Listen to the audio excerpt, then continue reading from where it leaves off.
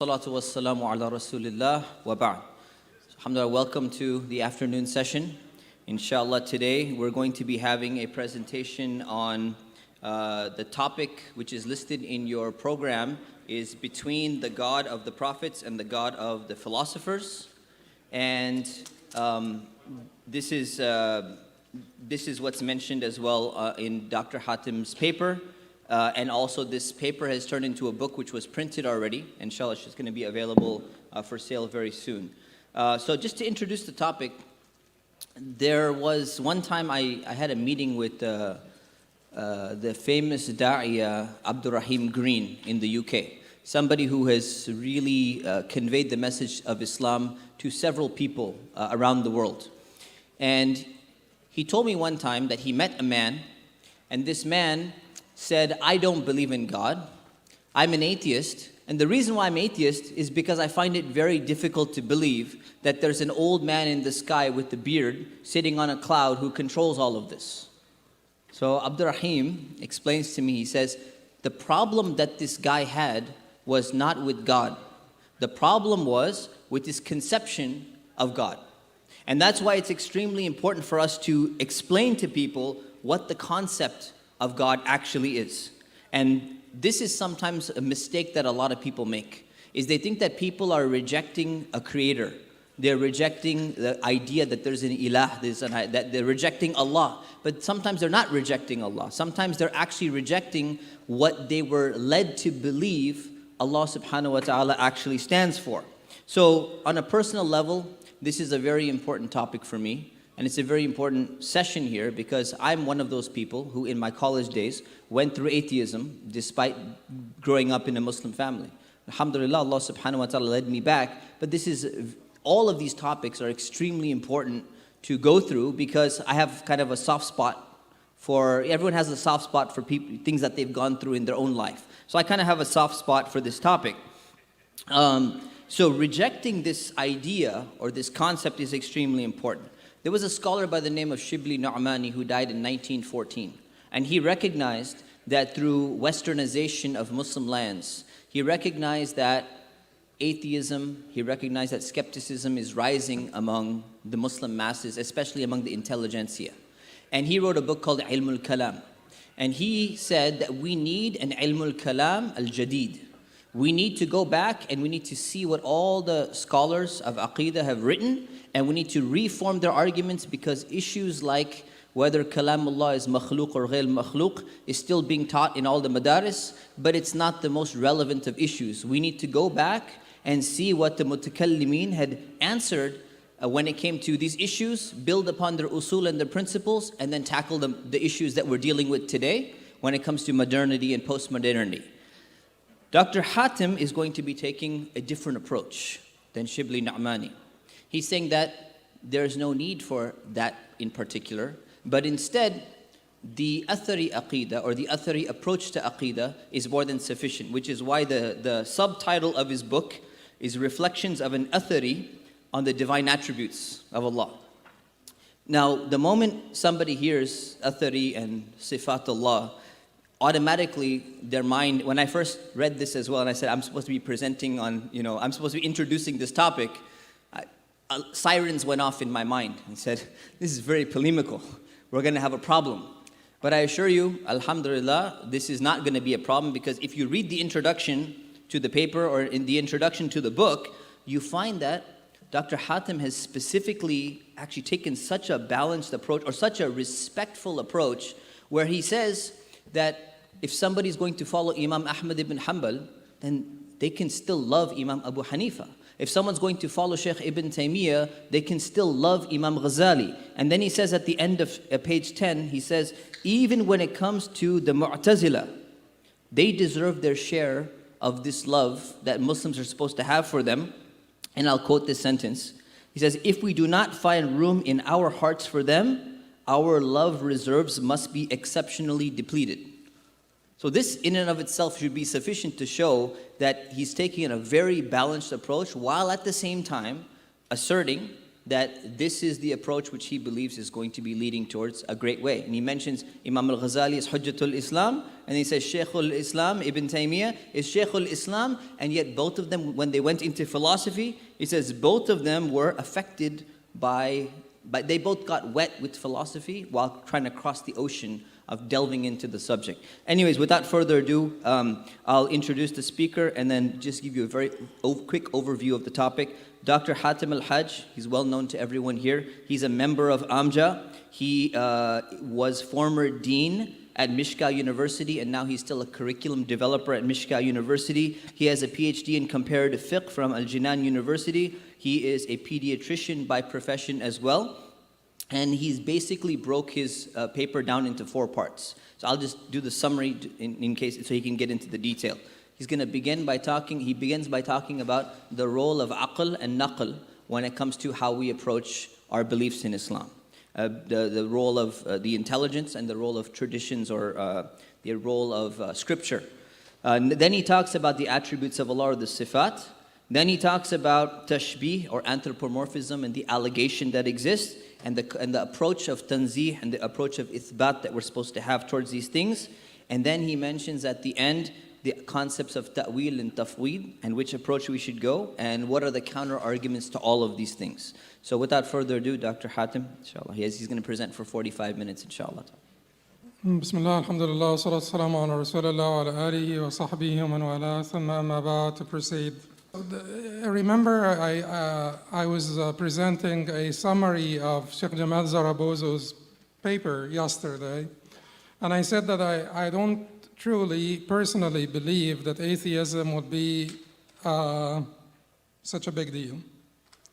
I think that moral deism is going to be a bigger problem. I believe that atheism has many problems at many levels. On a more intellectual level, it is very hard to convince people that this universe, this existence, has no maker, also known as first cause.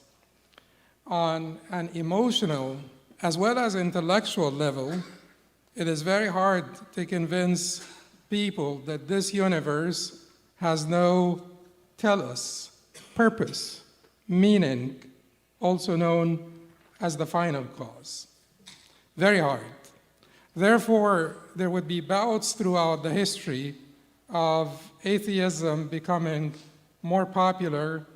It is basically like, toddlers throwing a tantrum. So humanity, throws a tantrum every once in a while. And that's when you see atheism becoming a little bit more popular, a little bit more influential. You get the French Revolution and the Soviet experience. You get atheism in particular regions, particular localities, at particular times when people throw a tantrum. But at the end of the day, these are like fads that go away very quickly. But moral deism is going to be a problem. Agnosticism, moral deism, negative theology is going to be a problem. Moral deism is, I was here during the Sheikh Yasser's presentation, and I heard him describe it as therapeutic. Therapeutic, it provides an explanation, and it gives you this comfort that there is a supreme being.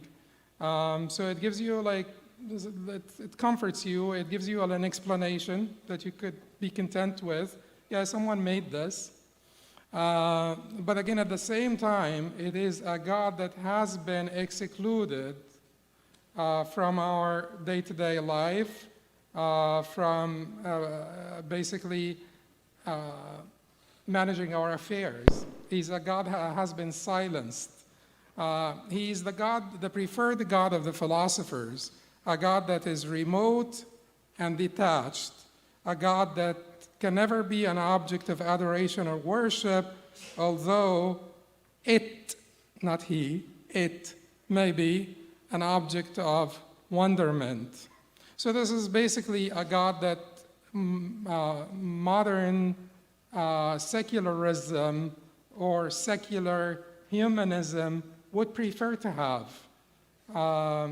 Just like a nice conception there to basically give you an explanation of where this came from, but it does not have any requests to make of you. It does not demand anything. After all, nothing can be demanded of a God of which nothing could be predicated, about which nothing can be told. And that is the essence of negative theology. Negative theology, which is called also sometimes via negativa, is the God that cannot be given any positive attributes. All you can say about him, it will be via negativa. You can't even say that he exists. You'll only be able to say that he does not exist. That's it. So that is why I thought that basically talking about the theistic conception of God, particularly in the Abrahamic tradition to which Islam belongs, I use that term sometimes, Abrahamic tradition or Abrahamic group of religions, not because I don't believe in the uniqueness of Islam, not because I want to mix things up, but it is true that there is sort of a family of religions that have commonalities. That's why we call them Ahl al-Kitab. That is why they have special rulings. That's why we recognize the divine origin of their books. So there is a tradition in theism or in theology that is the Abrahamic tradition. And these are the three religions. According to the theistic conception of this God, or the theistic conception of this God, causes many people to accuse the followers of those religions of anthropomorphism. Anthropomorphism is not tashbih in our tradition. Tashbih in our tradition is even wider than anthropomorphism. So we are not only not anthropomorphist, we are more than that. When it comes to the tanzih of God, exoneration of God from any deficiency, we do not liken God not only to human beings, which is the meaning of anthropomorphism, but to anything created. لَيْسَ كَمِثْلِهِ شَيْءٍ, nothing is like him. So, my thing is that it will be extremely important for us to teach our kids about our conception of God without compromising on the immanence of God in favor of his transcendence, or compromising on the transcendence of God in favor of his immanence. Striking the right balance between the transcendence and immanence of God, that is what the divine attributes, that is what the discourse of the divine attributes is all about. How do you strike the right balance between his immanence and his transcendence? And if you favor one over the other, and you fail to strike the right balance that is based in the revelation and on the revelation, you will end up with major consequences. You will end up with a God, a depiction of God that is so primitive and so repulsive to the modern mind. You know, the depiction, Michelangelo's God, on the ceiling of the Sistine Chapel, you end up with this depiction of God, which is very repulsive to the modern mind. On the opposite side, you end up with an Aristotelian God that is completely detached, completely remote, completely irrelevant, the perfect, the completely actualized potential that is basically, that cannot be related in any way to a changing world. Because it's a God that cannot have any unactualized potential. It's a fixture. That very God that some people think that all the philosophers believe that is the only basically conception, that is the only plausible, conception of God was critiqued by Plato in his dialogues as a fixture, a lifeless fixture. Could God really be that lifeless fixture, devoid of life, spirit, motion, everything? And Plato was Aristotle's sheikh. So, it is not, that idea that this is the only acceptable form of God is the form of the Aristotelian God is not really compatible. That Aristotelian form of God is not compatible with the Quranic conception of God, with the Quranic depiction of God. So when I say between the God of the prophets and the God of the philosophers, don't mistake this as, between the God of Ibn Abd al-Barr and the God of Ibn Rushd, because my love and respect for Ibn Rushd is immense. Any one of you here who's Averroic or of our Averroic orientation or tendency will not love and respect Ibn Rushd more than I do. So, but this is basically the conception of God, the conception of the Aristotelian God, which is not the Averroic God.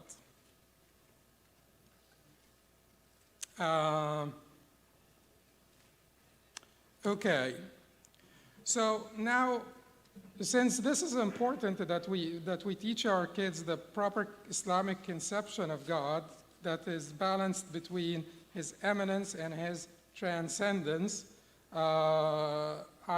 when we were talking about this conference, and the conference was going to be on atheism, and as I told you, I have always thought that atheism is not going to make a lot of headway in the future because it will be like all other fads, transient, and the challenge in the future will come from moral deism, from secular humanism, from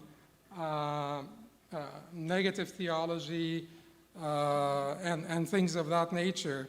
Then I figured it would be important in a conference like this that we talk about how we will describe God to our Muslim kids or our Muslim youth. What kind of God or conception of God will we relay to them? And because this is an issue that has been thoroughly debated by Muslim theologians since the beginning, let's say from the 2nd century onwards, this issue, from the late Umayyad period onwards, this issue has been debated by Muslim theologians, and a great deal of polemics is involved in the discussion of these issues, and no one will be able to steer clear of controversy while discussing these issues.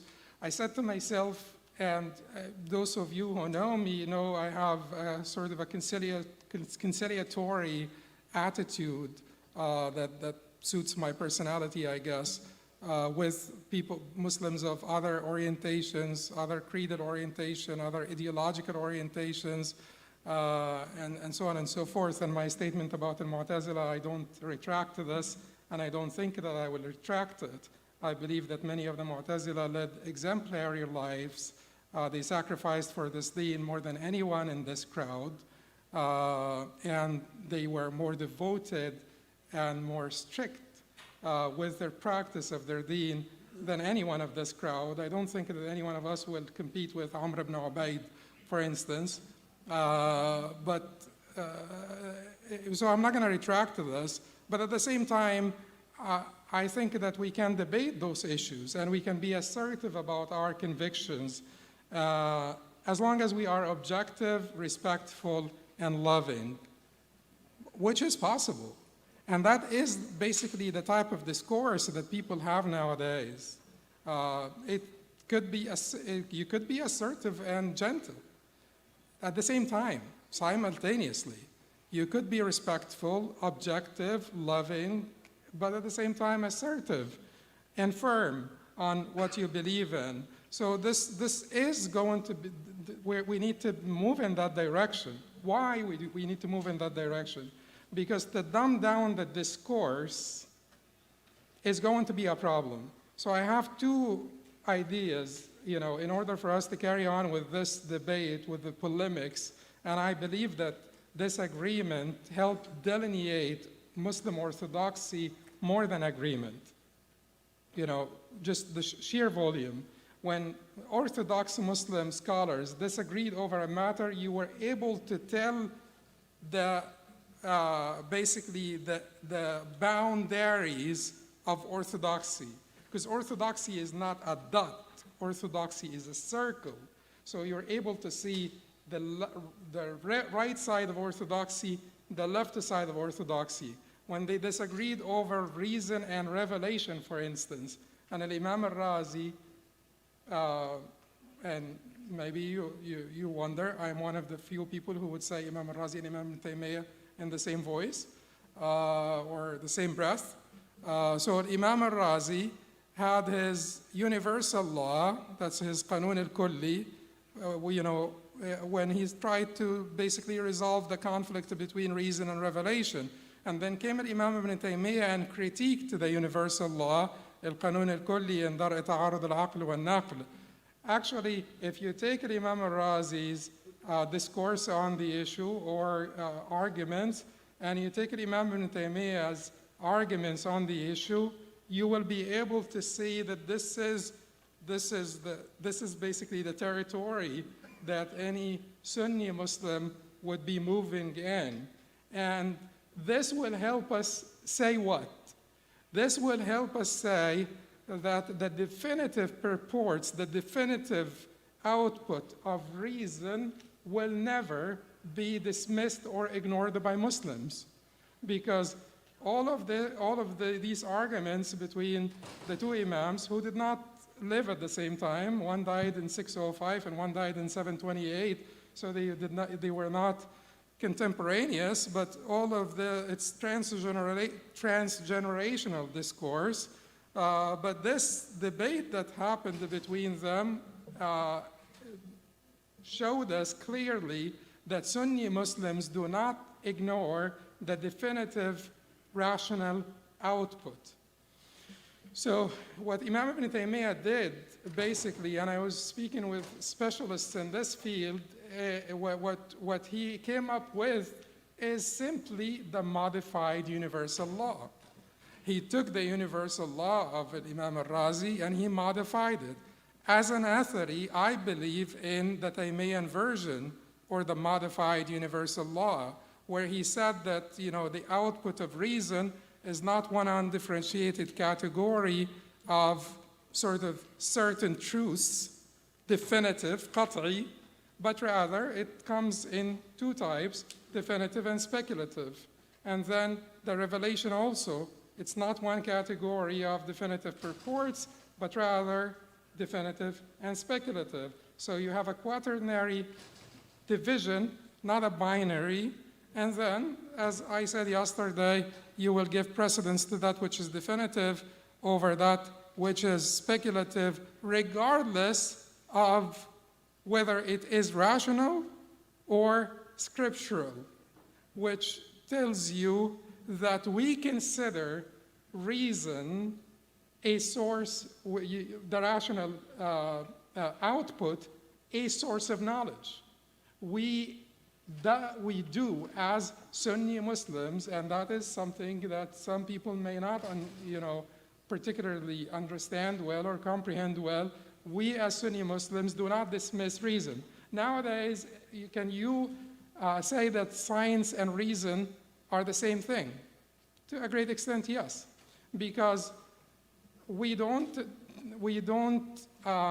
disregard reason, because وَجَعَلَ لَكُمُ السَّمْعَ وَالْأَبْصَارَ وَالْأَفْئِدَةَ. Al-af'ida is reason, and the empirical source of knowledge, the empirical truth, is al-absar. And the truthful reports is as-sama. So this verse has the Muslim epistemology. This verse of Surah Al-Nahl has the Islamic epistemology. But the previous verse says what? وَلِلَّهِ غَيْبُ السَّمَاوَاتِ وَالْأَرْضِ وَمَا أَمْرُ السَّاعَةِ إِلَّا كَلَمْحِ الْبَصَرِ أَوْ هُوَ أَقْرَبُ إِنَّ اللَّهَ عَلَى كُلِّ شَيْءٍ قَدِيرٌ وَاللَّهُ أَخْرَجَكُم مِّن بُطُونِ أُمَّهَاتِكُمْ لَا تَعْلَمُونَ شَيْئًا وَجَعَلَ لَكُمُ السَّمْعَ وَالْأَبْصَارَ وَالْأَفْئِدَةَ لَعَلَّكُمْ تَشْكُرُونَ. The entire theory of knowledge is here. وَلِلَّهِ غَيْبُ السَّمَاوَاتِ وَالْأَرْضِ. This is basically something that we need to drill into our kids. وَلِلَّهِ غَيْبُ السَّمَاوَاتِ وَالْأَرْضِ. And to Allah belongs the unseen of the heavens and the earth. وَمَا أَمْرُ السَّاعَةِ إِلَّا كَلَمْحِ الْبَصَرِ أَوْ هُوَ أَقْرَبُ. And the command of the hour is not but like the glance of an eye, or even nearer or closer. Verily Allah is all capable over all things. إِنَّ اللَّهَ عَلَى كُلِّ شَيْءٍ قَدِيرٌ. So what we say to our kids is, when it comes to the sources of knowledge,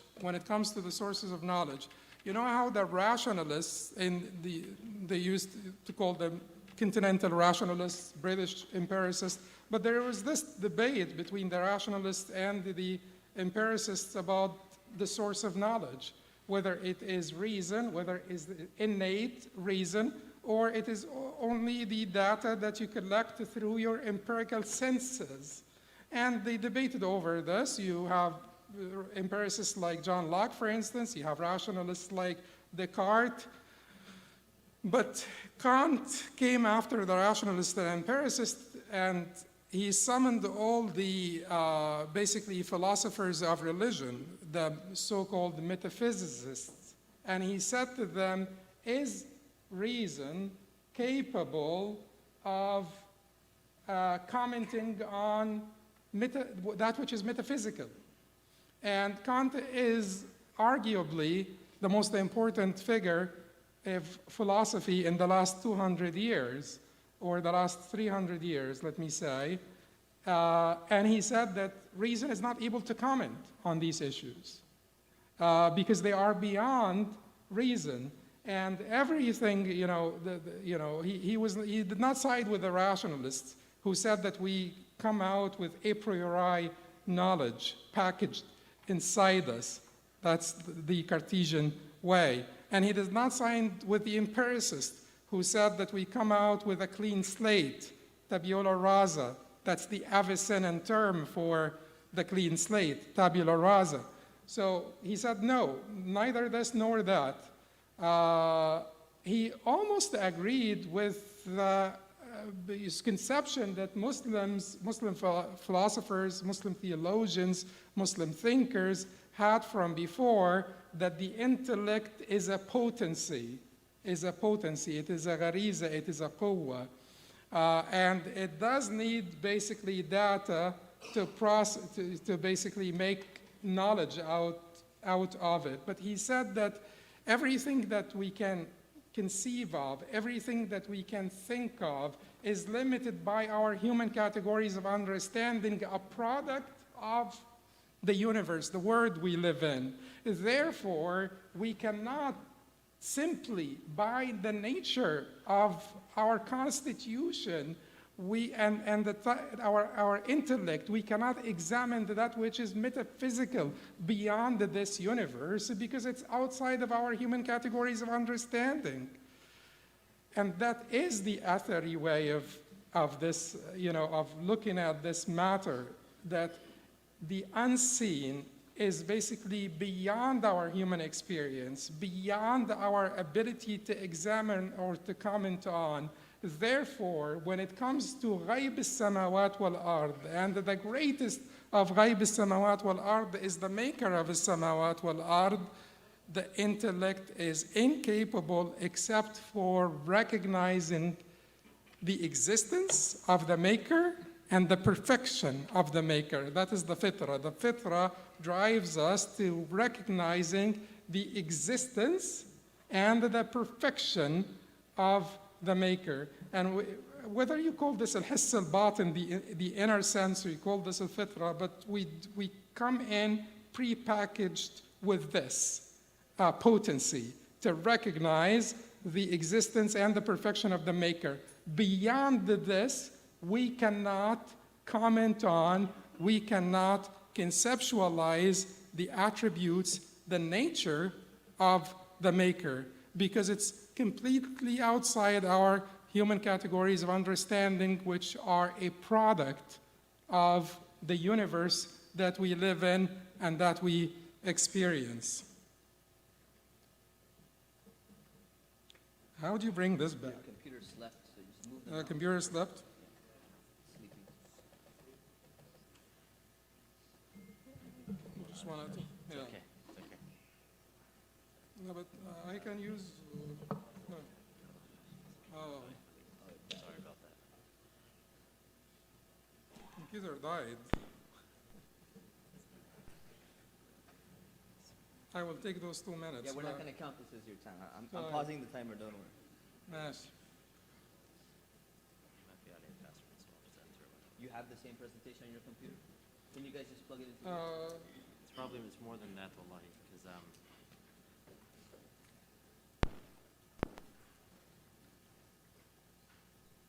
No, that's fine. I can just, yeah. I just wanted people to follow something, although I'm going all over the place. Whatever is on the, yes. Yeah, yeah. Okay. Thanks back.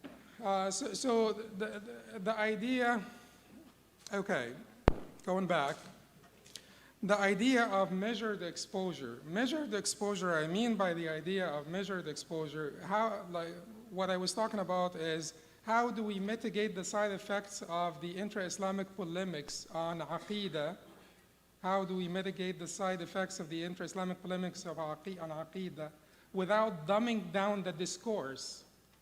Dumbing down the discourse will expose our kids that are exposed at school or that come across sort of the philosophy of metaphysics, the philosophy of religion, or other theistic belief systems. If we dumb down our discourse, that would hurt them. And at the same time, we are not going to sit in every masjid and talk about the intricacies of intra-Islamic polemics. Therefore, I am suggesting, and any Sunni Muslim here would recognize al-Tahawiyya, for instance, as a good matn to teach, would recognize the Muqaddimah of Risalat ibn Abi Zayd al-Qayrawani as a good matn to teach. So you take something like this and you teach it without much polemical commentary or to the public in your masjid, and that would be fine. That would be fine. That's not going to be enough for the people that will be entrusted with not only explaining and clarifying the intricacies of Islamic creed, but also in charge of defending Muslim apologists, who are responsible for defending the intricacies of Islamic creed against other belief systems. So in this case, we move to the next step. Those people that need to be taught will eventually need to be taught according to one school. And whoever is going to teach them is going to have their own leanings. I don't hide my leanings. I don't think that in order for us Muslims to continue to love each other and to be good brothers, and that we need to hide our basically theological orientations or anything of that nature. Absolutely not. Why can't we basically just love each other despite our differences? That's very possible, very normal. The Sahaba did not only disagree on matters of fiqh, they disagreed on some matters of aqidah.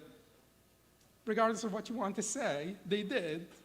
And I can mention some for those people who are interested to hear them afterwards. So disagree on love means that if you have a Taymiyan or Ghazalian orientation or approach, or your intellectual indebtedness to one of them should not mean less love or respect for the other.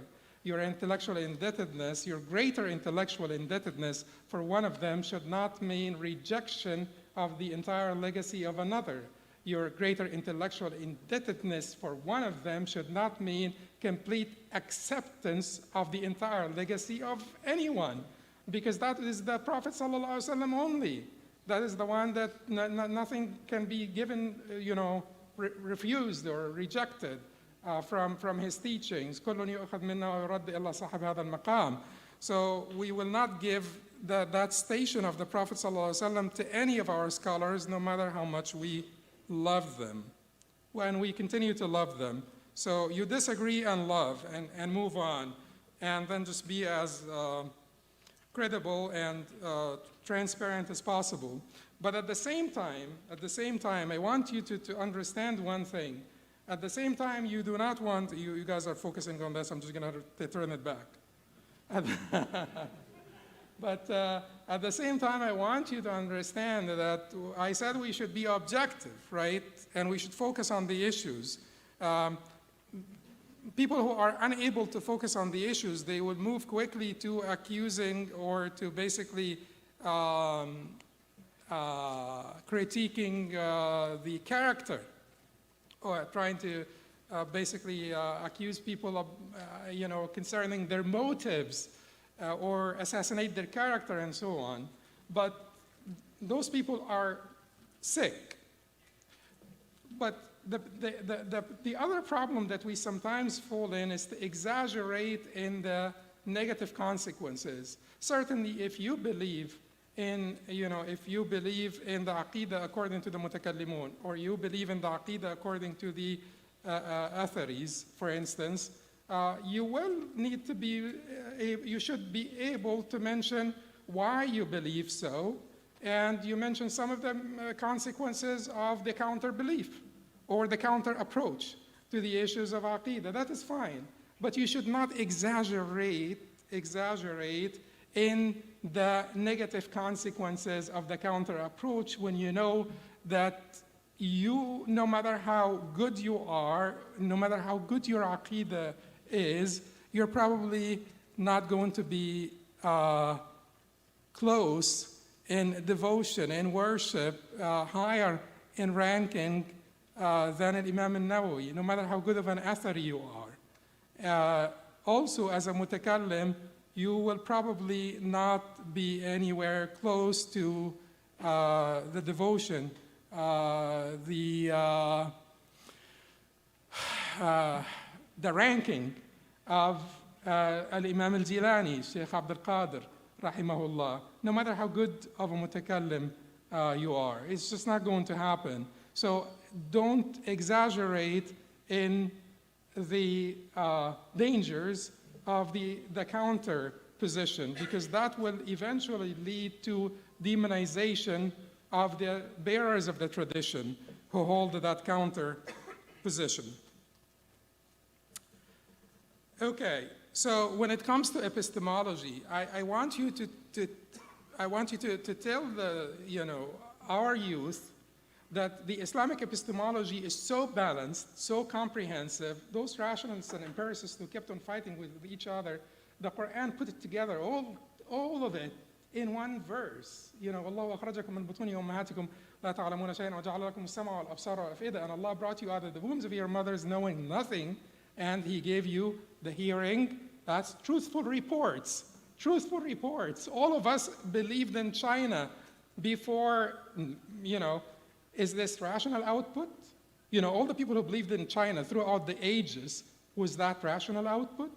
No. Was that empirical? No. No, they didn't see it, they didn't touch it, they didn't smell it, they just believed in China. What was that? Truthful reports. If you get people coming from this door and people coming from that and that and that and that, and they all tell you it's raining outside, what do you believe them? Yes. Is this a good source of knowledge? Yes. If it is impossible for them, if collusion is ruled out, is impossible, then you should believe them. That's a good source of knowledge. It's not limited to empirical, it's not limited to rational. Truthful reports, a good source of knowledge. That is tawatur, right? Okay. But when you have one person coming with miracles that are basically overwhelming, miracles, overwhelming amount of evidence that they are truthful, then it would be perfectly fine to believe the reports of that person.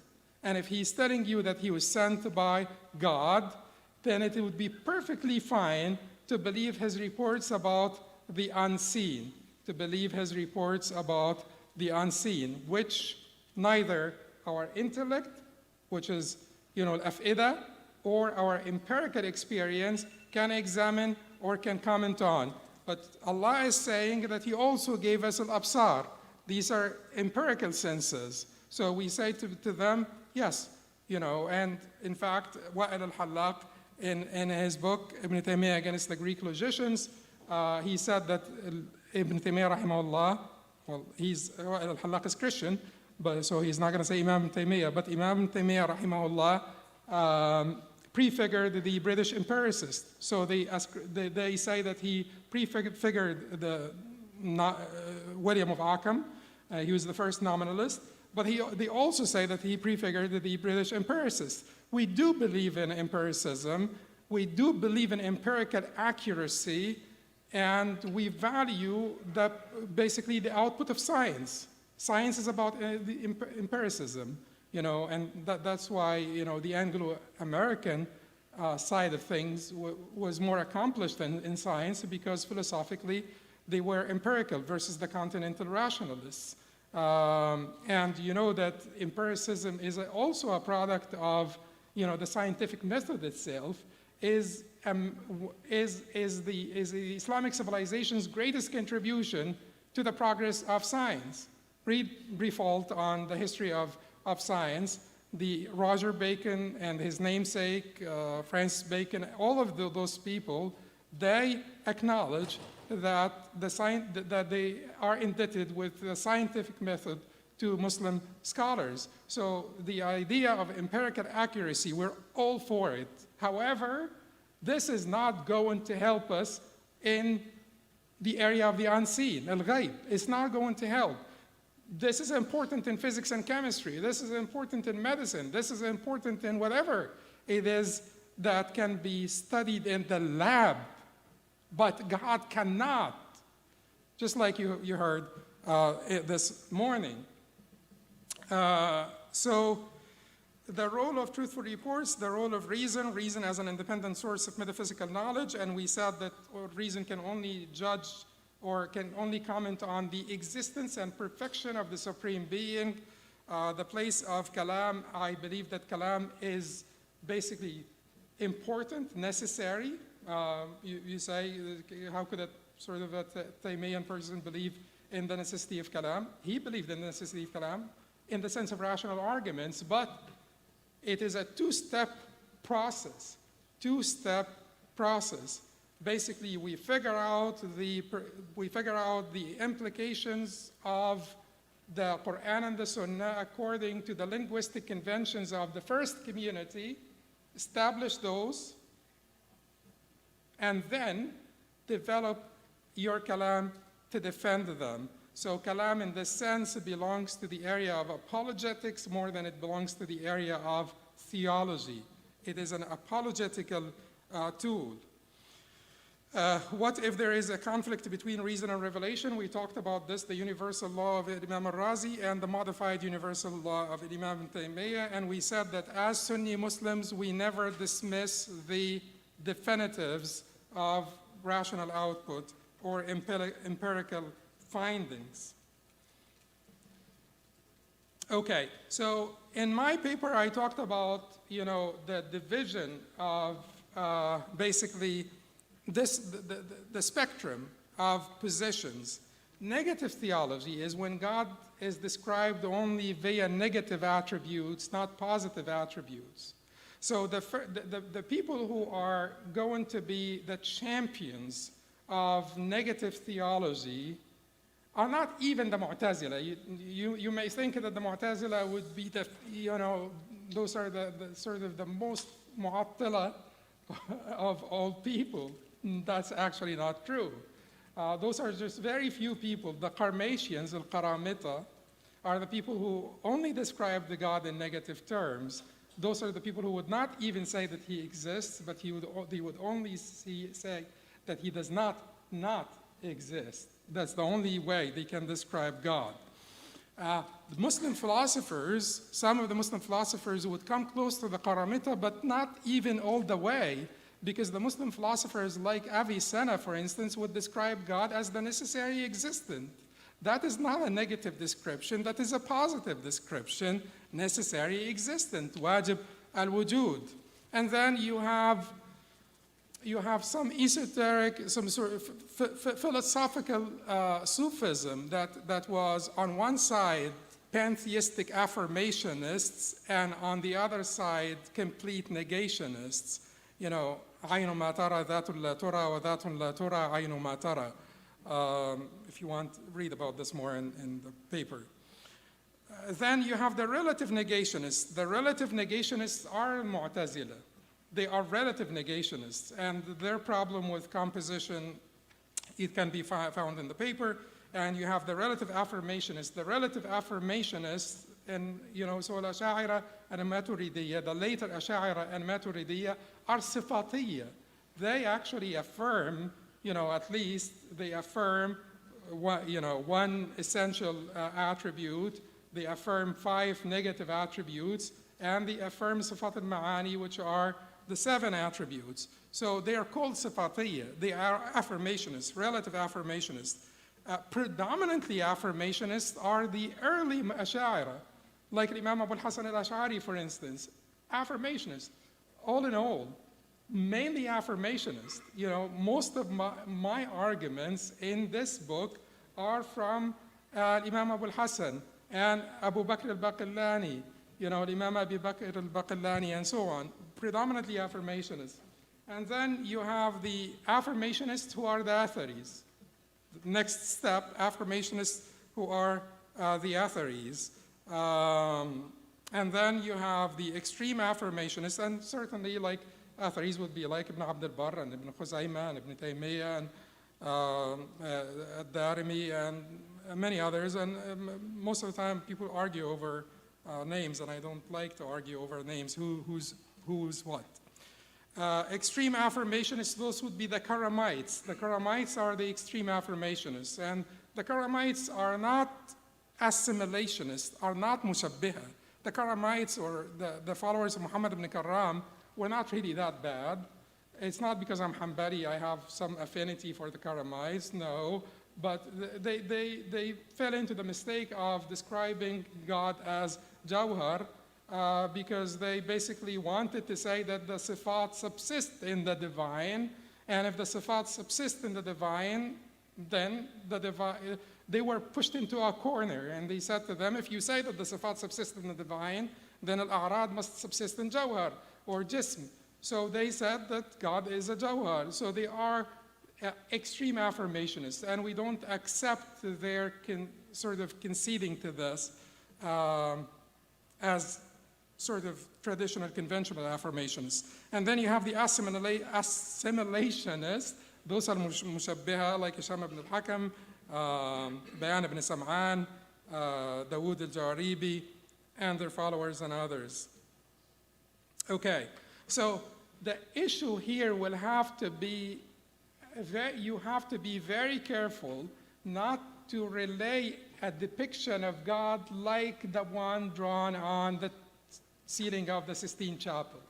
You have to relay a depiction of God that is not like anything. لَيْسَ كَمِثْلِهِ شَيْءٍ. So when someone, most importantly, you have to reject all the concomitants, lawazim. Reject all the concomitants. Basically, hold on to the Quran and reject any, just don't let anybody move you, and hold on to the Quran. And when someone tries to force a concomitant on you, like, you say, وَجَاءَ رَبُّكَ وَالْمَلَكُ صَفًّا صَفًّا. Your Lord and the angels have come in rows. Does that mean that your Lord comes? Does that mean change of place? Tanaqqul. You say, no, it doesn't have to mean that.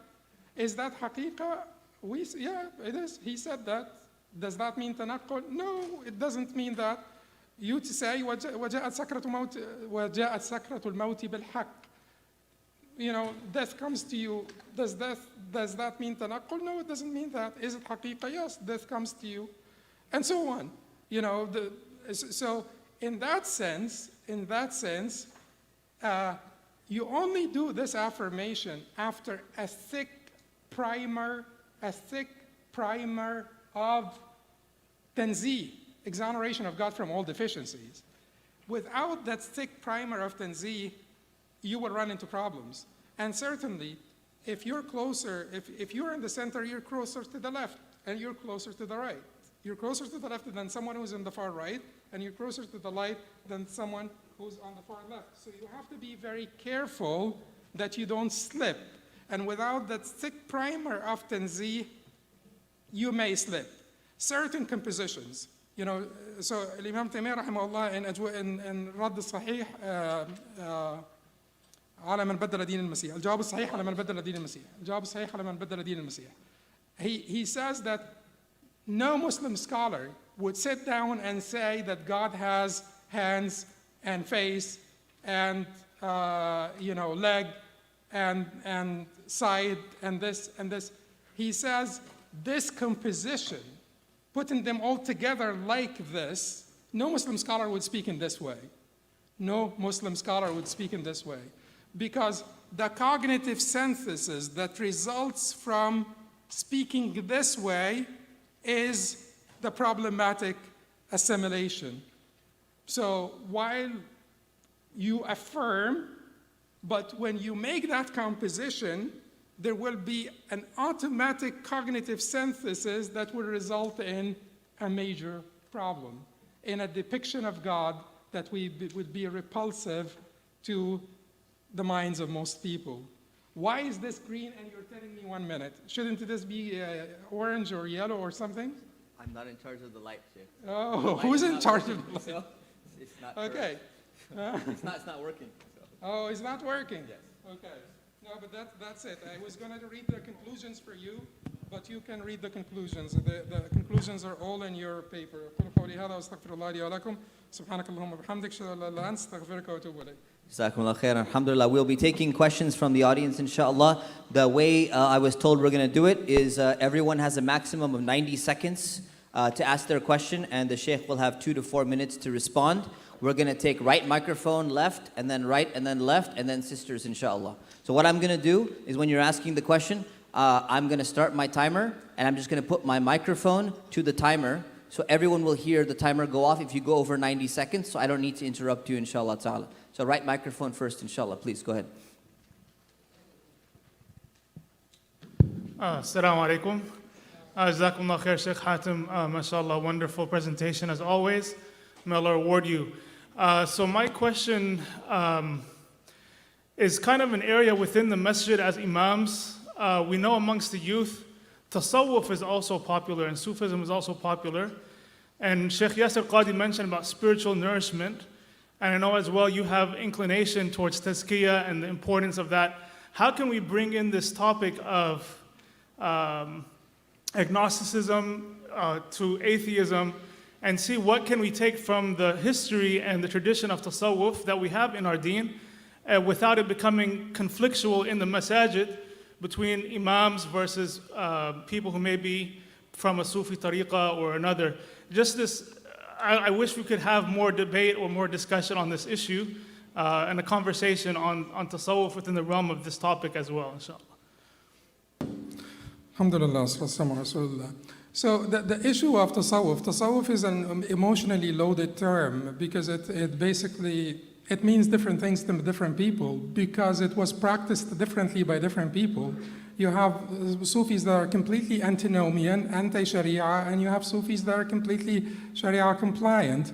You have Sufis that basically have, tasawwuf to them basically means emphasis on devotion and basically takhliya and tahliya and so on.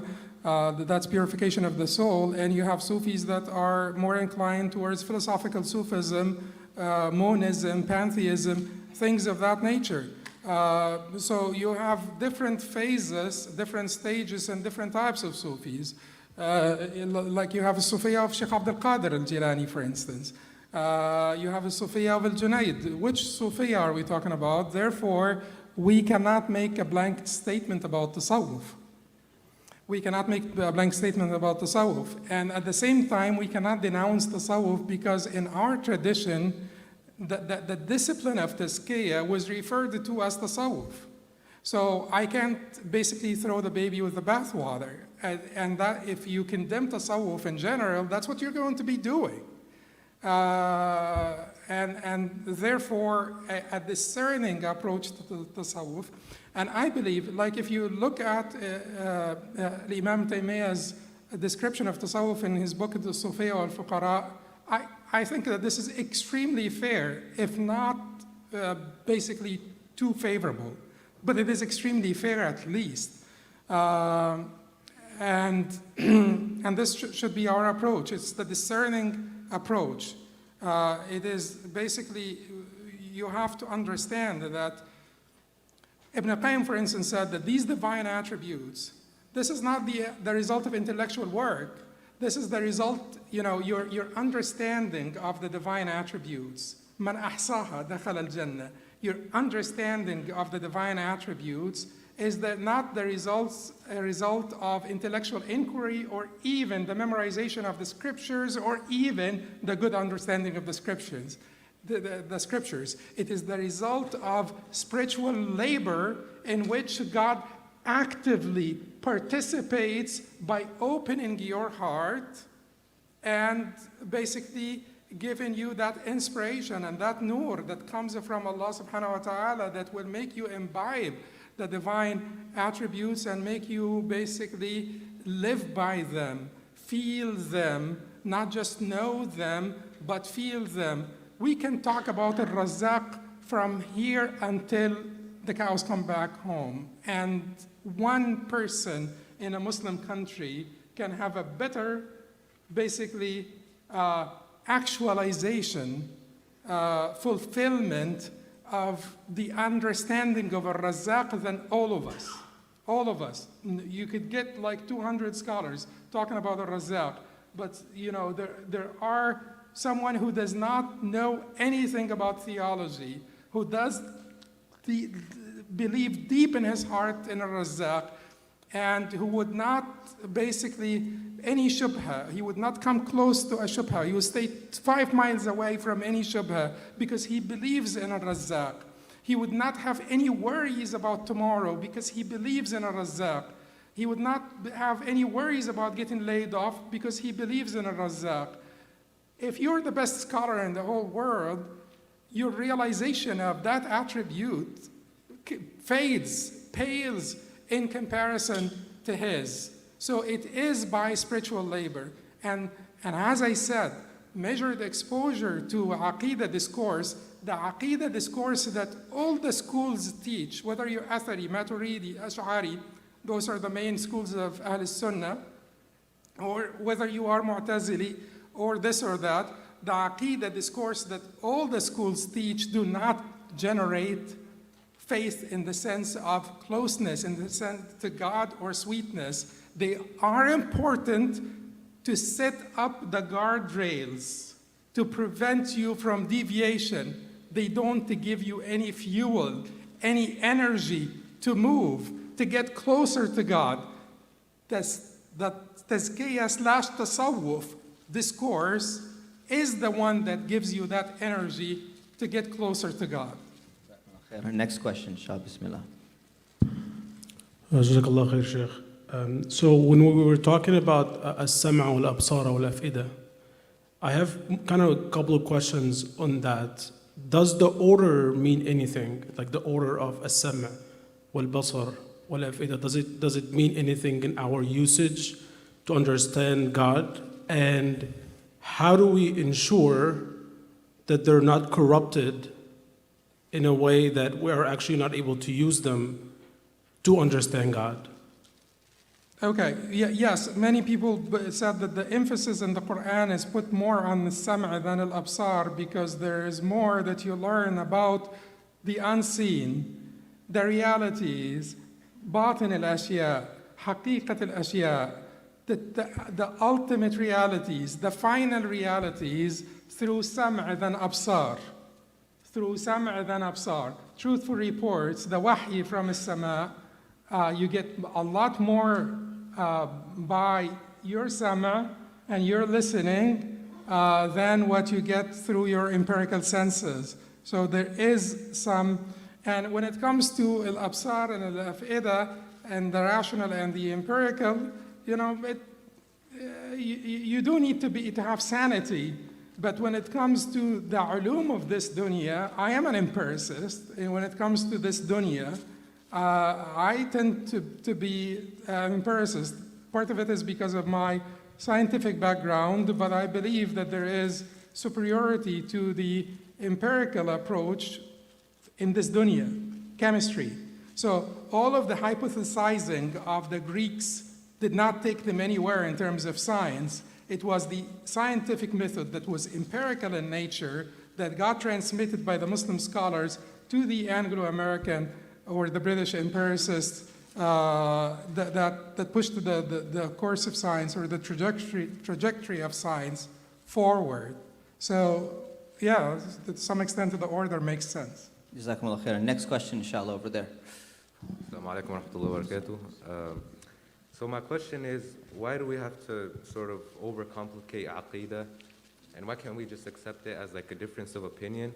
Like Ibn Taymiyyah, before he died, Ibn Hajar said that he changed his aqidah into an Ash'ari aqidah, and as well as the Salafiyya say that Hasan al-Ash'ari changed his aqidah before he died as well. So I feel like it's just a matter, like nobody has talked to Allah before, nobody knows the truth about this matter, and I don't believe we're ever going to reach a conclusion, like we're always going to be separated. And I feel like if we keep talking about these matters, or not talking, but speaking about them in sort of a debate manner, that it'll separate the community instead of uniting it. So yeah, that's my question. Why can't we just keep it as a difference of opinion? Well, but what is your position on the different opinions, or you don't have a position? No, I But mean, if you can afford to not having a position, a non-committal position, not everybody affords to have a non-committal. No, I am committed. Like I lean more toward the Ash'ari like path, but I believe that like when Dr. Muhammad al-Musayyar, I saw him, he was asked about this, and he said like everyone should look into it and believe whatever he wants. He didn't even talk about his own aqidah. He just said everyone look into it, and then teach your kids whatever you believe or whatever you found to be.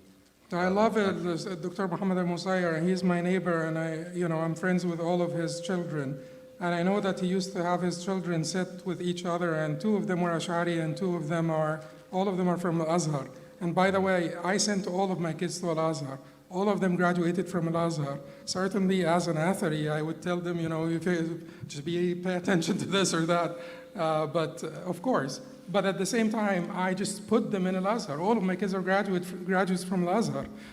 I believe in this wholeheartedly. And Sheikh Muhammad al-Musayyar, rahimahullah, he had two Ash'ari and two Athari children, and they would sit and argue with each other in front of him, and he would let them. And he would not actually put his foot down and sort of, I think he had Ash'ari leanings himself, the Sheikh.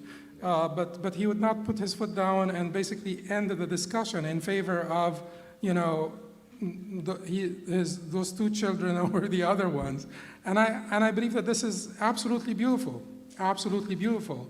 However, we need to have an advanced discussion of Aqidah in the classroom. I told you, when it comes to Aqidah in the general, to the general audience of the masjid, I said the measured exposure will mean take al-Tahawiyya, take al-Muqaddimat Risalat ibn Abi Zayd, take al-Tahawiyya, everybody takes Tahawiyya, Matn al-Tahawiyya is great, teach it, and that would be good. Set up some guardrails, and then the Tazkiyah Sufi discourse is the one that will bring about more Iman. Teach people about the seerah, teach people about the seerah of the Sahaba, Tabi'een, Tabi'een, al-Ulama, wal-Mujahideen, and so on. They get more energy out of this and more sweetness out of this than the guardrails. But the guardrails are important for the general public. But then you get some of your students that will be exposed to the philosophy of metaphysics at college, you know, and it will not be enough for them to have just gone through Tahawiyya. They would be completely clueless. You know, they were not going to be able to stand up to all of this, to the intricacies. How do you describe God? What do you mean by, what does your Quran mean by this verse? How do you understand this hadith? They will have to provide an answer, an intelligent answer eloquently phrased. And that is the responsibility. Eloquently phrased to not make you feel inferior, and at the same time to preserve the integrity of the scriptures and the epistemic value of the scriptures, because that is, at the end of the day, is what is at stake. The epistemic value of the scriptures. Yeah, that's it. So I agree with you on having amicable, sort of loving discussions, but advanced discussions with the students of knowledge. Alhamdulillah. This is going to be the last question from the brothers. So let's leave the question, because I'm sorry. I know, but we have to finish. I ignored that part. It doesn't matter at the end of the day. It's yeah. Alhamdulillah. No, I don't believe Ibn Taymiyyah changed the Aqidah, but this is not a debate over things. Alhamdulillah. Yes. This is going to be last question from the brothers. Can the brother over there please pass the microphone to the sisters, because they're going to be next, so they can. Oh, you got your microphone. Okay, go ahead, brother. السلام عليكم ورحمة الله. السلام عليكم ورحمة الله. دكتور حاتم، أحب حضرتك جدا في الله. أحبك الله الذي أحببتني. ونتقرب إلى الله بحبكم. يعني عاوز أعلق على حضرتك لما ذكرت الكتب التي ينبغي أن تدرس في المساجد للناس. حضرتك ما شاء الله اخترت كتابين تقريبا ما فيش خلاف بين المنهجين عليهم. يعني مثلا العقيدة الطحاوية كمتن ليه شرح أشعري وليه شرح أثري كما تعلم، يعني ابن أبي العز الحنفي وشروح أشعرية.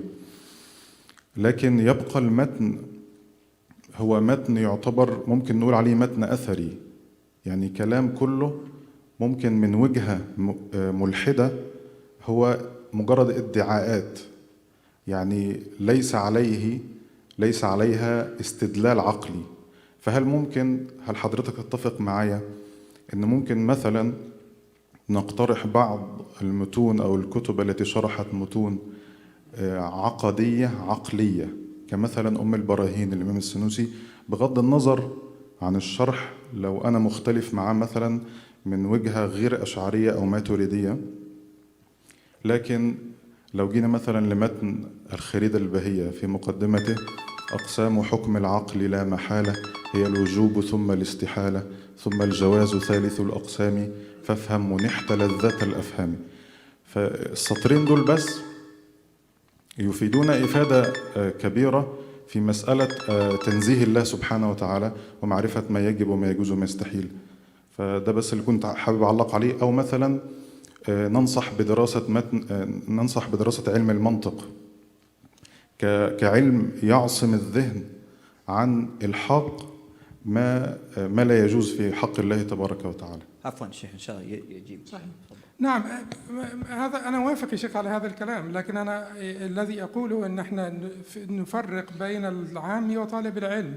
والعامي يدرس هذه المتون ولا يتبحر فيما هو فوقها، وأما طالب العلم فلا شك أن طالب العلم لابد، وأنا قلت حتى في الكتاب موجود The Role of علم الكلام، أنا قلت أن الأدلة العقلية لا مناص من دراسة علم الكلام. يعني ابن تيمية يعتبرونه فيلسوفا. جورج تيمر كتب يعني بحثا قال فيه The Curse of Philosophy، ابن تيمية as a philosopher، لعنة الفلسفة، ابن تيمية كفيلسوف. لا تستطيع أن تناقش الفلاسفة إلا إذا عرفت منطلقاتهم. لا تستطيع أن تناقش يعني مناقشة عقلية إلا إذا عرفت هذه الأصول الكلامية. ولذلك أنا أعتقد أن علم الكلام مهم كمرحلة ثانية بالنسبة لطلبة العلم. ومرحلة ثانية بعد ما نقرر العقائد من القرآن والسنة، ندرس هذه العلوم العقلية لندافع عن هذه العقائد الموجودة في كتاب الله وسنة رسوله، وندرس هذه العلوم العقلية. دراستنا لهذه العلوم العقلية، أنا أعتقد أن أي واحد يدرس عقيدة لابد أن يدرس هذه الأشياء. أنا قرأت الخريدة والنسفية وكل هذه الأشياء، لأنه طبعا يعني واحد زي الإمام التفتزاني مثلا، هذا يعني عقر الأشعرية، فلابد أن تقرأ هذه الكتب حتى تكون عالما بهذه الأمور، وفي نفس الوقت تقرأ يعني الواسطية والحموية، وتقرأ درء تعارض العقل والنقل أيضا، وتقرأ الرد على المنطقيين. الحقيقة أنه الرد على المنطقيين لا يمكن أن أنت تنتقد أرسطو إلا إذا أحط علما بعلم المنطق. وائل حلاق قال عن كتاب الرد على المنطقيين ابن تيمية against the Greek logicians that this was the most devastating critique of Greek logic. كيف تعرف ذلك إلا أن تكون أحط بعلم المنطق؟ وأنا الحقيقة ليس ابن تيمية وحده ولا النووي وحده، كثير جدا من العلماء حرموا يعني علم المنطق. فابن الصلاح والنووي حرمه وقال قوم ينبغي أن يعلم، والقولة المشهورة الصحيحة جوازه لكامل القريحة أو لسالم القريحة ممارس السنة والكتاب ليهتدي به إلى الصواب. وهذا هو قولنا، أن جوازه لسالم القريحة ممارس السنة والكتاب ليهتدي به إلى الصواب. لكن لابد أن أنت تؤسس الإنسان الأول في علوم الإسلام، في كتاب الله، في سنة رسوله. ما ينفعش واحد يدرس علم منطق ويدرس مش عارف إيه وهو ما خلص البخاري مثلا. فممارس السنة والكتاب ليهتدي به إلى الصواب. فهذا هو الذي أعتقده وأنا أوافقك في ذلك. This is going to be the last question from the sister, and if the representative of Halal International is here, can you please make your way to the stage for your presentation? We're going to be going a few minutes over because we started a few minutes late, inshallah. Sister, please keep the question short so the Sheikh can answer. Faddali. Microphone. Khalfak. Assalamu alaikum, brother. Jazakallahu khairan. I apologize if I came short with my background knowledge, but I have a question concerning the Baha'i. The Baha'i, are they an Islamic sect or not? The Baha'i, are they an Islamic sect or not? Yes. Not according to al-Majami' al-Fiqhiyya and according to I have not studied the Baha'is myself, but according to the Muslim scholars, Sunni Muslim scholars, and according to Al-Majami' al-Fiqhiyya, they are not an Islamic sect. So it's not under the arena of your study? No, Al-Baha'iyya, Al-Qadiyaniyya, Al-Ahmadiyya, Al-Babiyya, all of these are not Islamic sects according to Sunni Muslim scholars. Okay, according thank you. to Sunni Muslim scholars. Jazakallahu khair. Is the representative here or no? He's not? Then we can take one more quick question, inshallah. If the representative is not here, faddal. Please make it quick, short. Bismillah, assalamu alaikum, Sheikh. Jazakallah khairan. Question is, we talked about fitra and ilham and basira and nur Allah fil qalb and these different ways of knowing Allah subhanahu wa ta'ala. While we live in a materialistic world based off of the Western philosophers, the Enlightenment, John Locke, are we as a world in need of a post-enlightenment enlightenment, a new way of knowing, and how can we as Muslims bring this about? Do we need post-enlightenment enlightenment? Absolutely, absolutely. It is about time. You know, the Enlightenment philosophy to not be also unfair to the Enlightenment philosophy. The Enlightenment philosophy was not all bad. You know, the fear from the other makes us always hateful, and reject. The Enlightenment philosophy was good. Enlightenment philosophy made those I'm not saying Enlightenment philosophy was good. Sorry, Enlightenment philosophy was a first religion. But Enlightenment philosophy had good aspects in it. That's why you find someone like Voltaire, for instance, he was more sympathetic with Islam than he was with Christianity. That's why you find someone like Newton, for instance, rejecting the Trinity. That's why you find someone like Rousseau, for instance, calling Islam the natural religion. So the Enlightenment philosophy is not all bad. The Enlightenment philosophy did have problems that need to be fixed. But post-Enlightenment, Enlightenment should not reject the Enlightenment philosophy. I believe to some extent in the Hegelian dialectic, that the movement of history, it is not about rejection of the antithesis, it's about the synthesis that comes to reconcile between the thesis and antithesis. And if you look at my introduction, you will find that despite, you may think that Ibn Taymiyyah and Ibn Sina were the diametrical opposites of each other. True. Did Ibn Taymiyyah benefit from Ibn Sina? You cannot deny that.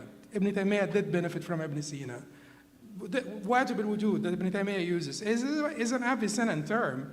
Ibn Taymiyyah benefited from Ibn Sina. Al-Ghazali made takfir of Ibn Sina, and so did Ibn Taymiyyah. They benefited from Ibn Sina. And I believe that it is a dialectic, and it is basically thesis, antithesis, synthesis. You don't have to reject the entirety of the thesis, but you will have to come up with the synthesis that will take all the positive. Even postmodernist philosophy that we are always ranting against, it does have some positives. Postmodernist philosophy at least humbled the human intellect. This basically overconfidence of the Enlightenment philosophy, they just got like a bucket of cold water and poured it over the Enlightenment philosophy to cool it down, calm down, this sort of haughtiness of the human intellect, calm down everything. We certainly as Muslims don't believe in the relativism of everything, but at the same point, at the same time, we do appreciate that tendency, that sense, calm down, don't get too haughty about it. Things are relative, and you're judging from your perspective, which is already pre-constructed by your environment and this and this and that. وسبحانك اللهم وبحمدك نستغفرك الله ونتوب إليك. السلام عليكم ورحمة الله وبركاته.